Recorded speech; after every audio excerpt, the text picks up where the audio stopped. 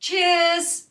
Here's to learning how to give a terrific toast. Yes, in the US, we are 1 week away from Thanksgiving, and I thought it would be a perfect opportunity for us all to learn the insider tricks and tips of how to give a truly great toast. So whether you celebrate Thanksgiving or not, whether you celebrate Christmas or not, I know you've got events and wonderful celebrations coming up. So stick with me and I'm going to share all the top tips for you to be that perfect person giving the toast. All eyes on me, I shine with everything I do. Hi, I'm Jane and welcome back to my channel. A special welcome to my wonderful subscribers from all corners of the earth. It is a pleasure to have you back again. Let's jump into these toasts. The first thing I want to differentiate is between a toast and a speech. A toast is short, 1 to 2 minutes, usually to a group of people. A speech is slightly longer than that, and it's usually aimed at a person or couple. Think wedding, think birthday, think anniversary. But today we're going to look at toasts, those brief 1 to 2 minute little speeches that you talk to people to welcome them and to mark the occasion. Next thing, I want to talk about the 3 things that people do wrong and that result in those cringeworthy toasts we've all seen put on social media. The first thing we've already covered, they tend to speak too long. We know it's 1 to 2 minutes. The second thing that they do that's not ideal, they talk about themselves. We've said this is to a group. And the third thing, and this is the most important of all, they do not read the room. So I want to start with that. By reading the room, I mean before you even start to speak, look around who is part of this group and make sure you are addressing them in their language and what's appropriate for them. Think about it this way. If you were speaking to your grandparents, your elderly parents, your elders from your place of worship, or senior colleagues from your office, the language you would use for them is going to differ compared to the language you would use with your university friends of 30 years or your childhood friends that you've known your whole life. It's going to be different. So read the room and pitch the tone and the language and the story to that group. That's the key element. Now, how do we physically go about doing this? The first thing we need to do is we've got to get people's attention, right? Now, in the olden days, we would, clink on a glass with a fork or something, or, people would say, oh, be quiet. No, let's not do that. What we're going to do when we're about to give the toast is simply stand up, hold a glass up in your hand, and keep still. Just smile on your face, look around the room, but nothing more than that. I guarantee, I promise that people around you will see something happening and they will then quieten down the other people around you.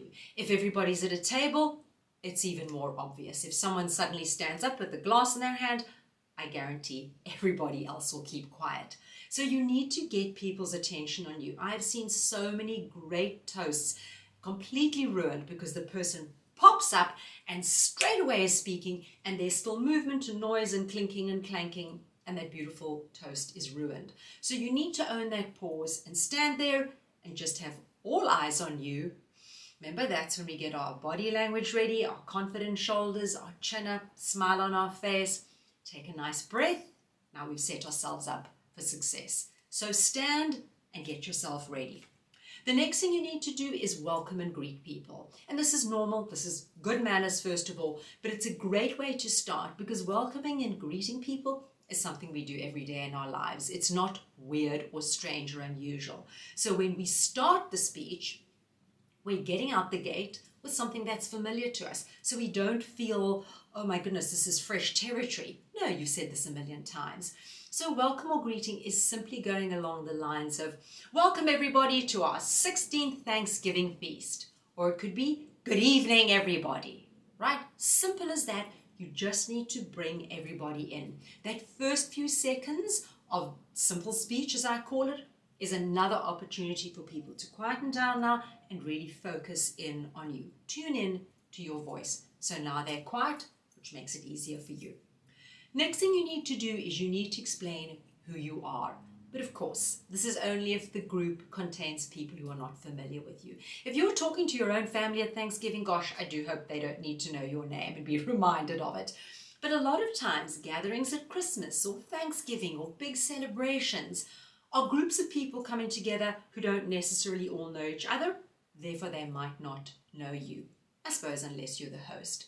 So always start off with who you are and then lead in to any relationship you have that relates to the group. Let me explain. So say the Thanksgiving is being hosted by my brother, right? And he's asked me to give the toast, or I take it upon myself to give the toast because I want to acknowledge the fabulous job they did. I would stand up, I would say, welcome everybody to this great Thanksgiving day. And then you would say, for those of you who don't know me, I am Claire and I am Benjamin's big sister, right? So now people have context. They know where you're coming from. They understand where you fit into the picture.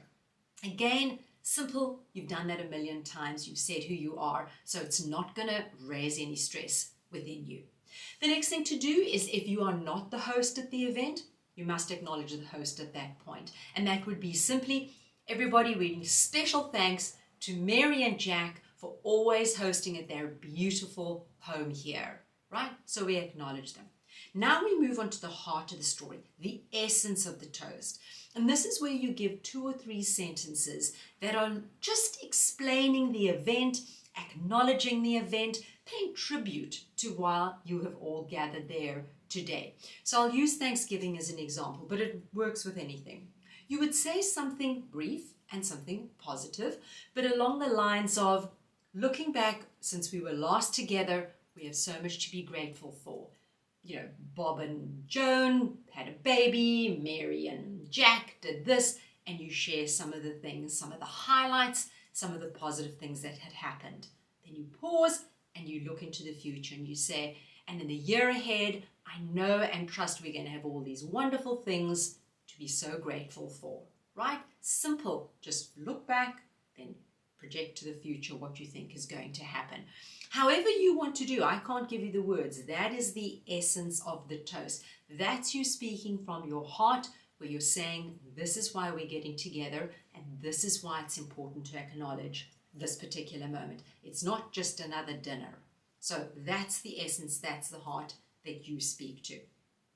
Then we need to end off with thanks. Again, keep these very short. When I say end with thanks, acknowledge 2 things. Either people who traveled very far and made a big effort to get there, or people had a special contribution. So you can say, to Jim and Bob, who came 6-hour drive away, full credit to them for coming through the snow. Something light like that. If someone made an effort, it's nice to acknowledge them. If somebody made some very sort of special dessert, you can say, and to Auntie May, a special thanks for all the beautiful desserts that she provided. That should be no more than 2 sentences, and it might not even be necessary. To end off, it is fun to end off with a quote. It puts a bow on the package, but a couple of things. Don't use a quote that you cannot memorize, right? You don't want to sit there reading some long poem that takes forever. You want something that you can just trot out very easily. If you don't know it and you're not comfortable with it, rather leave it. But you can do something like, and to quote the great Charlie Brown, what if today we were grateful for everything, right? Simple, to the point, cute, common reference, and you can move on. And then, of course, you would end by raising your glass that you've been holding. You raise it and you say, cheers, here's to a wonderful Thanksgiving, or whatever you want. Here's to Mary and Bob. Whatever it is that you believe is important, you cheers to that, smile at the room, sit down, and then take a sip of whatever it is that you're drinking. That is the package of a Thanksgiving. It takes longer to explain than the actual toast should be, but now we have a structure. I'm going to urge you, if you're watching this video, practice giving a toast. Even if you're sitting there thinking, I don't give toasts, I'm never going to be called upon to give toast, and I don't really feel I ever want to give a toast. Take this as a challenge. Set yourself that goal of preparing and practicing a simple toast. Make it something generic that you could fit in with anything. Practice it. It is such a boost of confidence when you go to an event to know I could give the toast. If someone turns around to me, the host is not feeling it and says, hey, Andre, you give the toast. What feeling to think, I've actually practiced this. So look back at the structure. You've got all the wording and you've got the ideas of how to enter and how to exit a toast, and go and practice it. Put your camera up on your shelf and video yourself giving a brief toast. Check your timing, watch it a few times over, and get that muscle memory built up. It truly is a boost of confidence to know, I got this. And on that note, I'm going to end off and say cheers to everybody. Have a great rest of your week. If you liked and enjoyed this video, please give it a thumbs up.